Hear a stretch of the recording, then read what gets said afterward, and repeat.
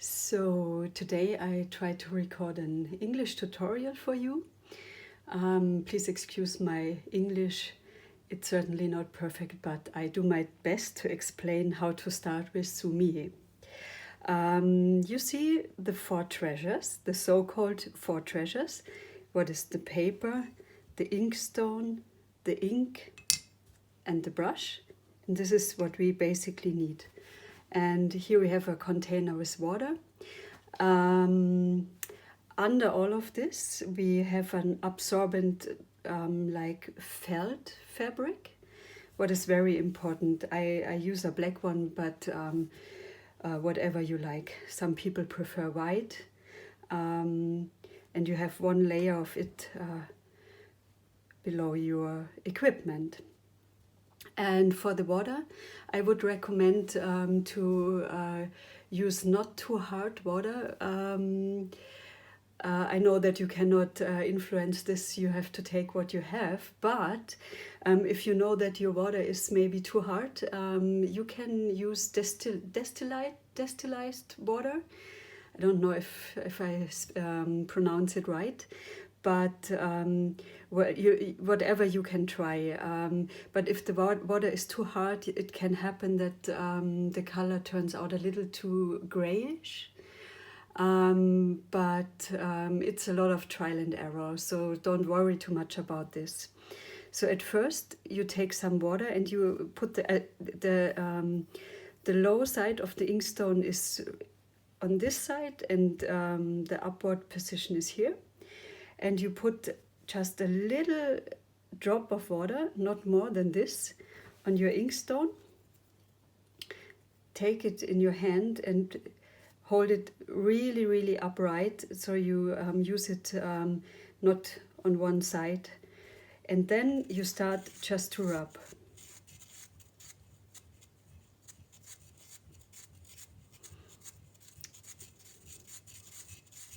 And it really takes a time. It's you realize pretty soon that the water turns black, but make sure that you rub the ink, I would say, like 5 minutes at least. And you realize when you use your ink that there's a nice scent coming up, because in the ink there are a lot of herbs used to make it smell very good. And in a room where many people are painting Sumie, it smells very good. It's like a little bit like flowers and herbs, and yes. So you go on with this.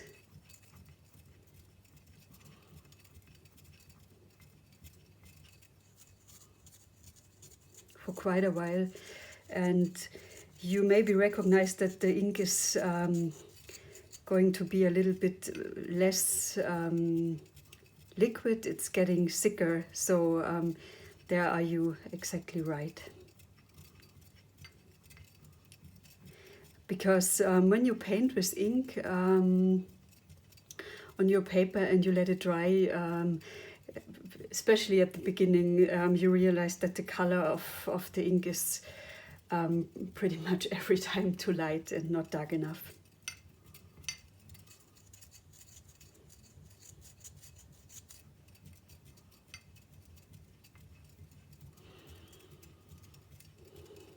Take this as a meditation, because Sumie painting is considered a Zen art and not so much an art where you want to achieve something. It's a form of meditation. And when you use your ink and mix your black ink, take this as a meditation and contemplation.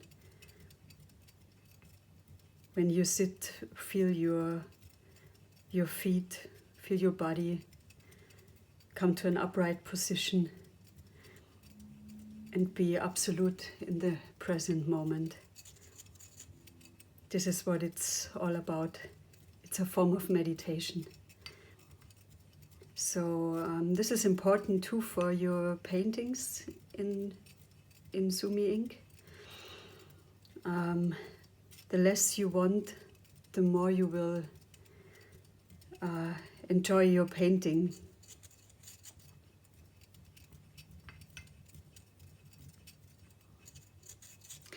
When you rub the ink, don't press too hard, because if you press the ink too heavy on your inkstone, the pigments of the ink can be damaged. So go over the stone with a good feeling and not too light, not too heavy.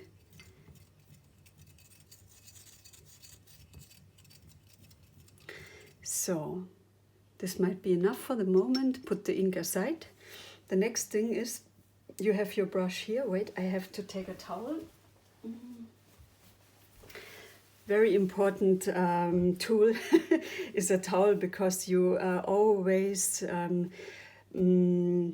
dry your brush a little bit. But I show you later. So now you take some of your water and put it in a little like porcelain container aside, because what we need now is different shades of the ink. In the inkstone you will always have the dark black color, and here you will have the middle tone, and in your water where you clean your brush is always a little bit of pigment. This is going to be your very light shade of the ink. And now you take your brush and water it here in your water container, and you see bubbles coming up. And you water your brush as long as the bubbles are coming up. When they stop coming up, then your brush is liquid enough. No, this is not the word, but you know what I mean. So then you dry it a little bit, put your brush here in the very dark ink, load it with the very dark ink, and transfer it here to your middle shade container of water. Then you can clean it here, and you have already a little bit of pigment in it. Okay. So this is basically what we do for the ink and the water and the brush. And then you have your paper. The Japanese paper, or maybe Chinese paper, whatever you have, has two sides. It has a very soft side and a little bit rougher side. The rougher side is downwards, the soft side is upwards.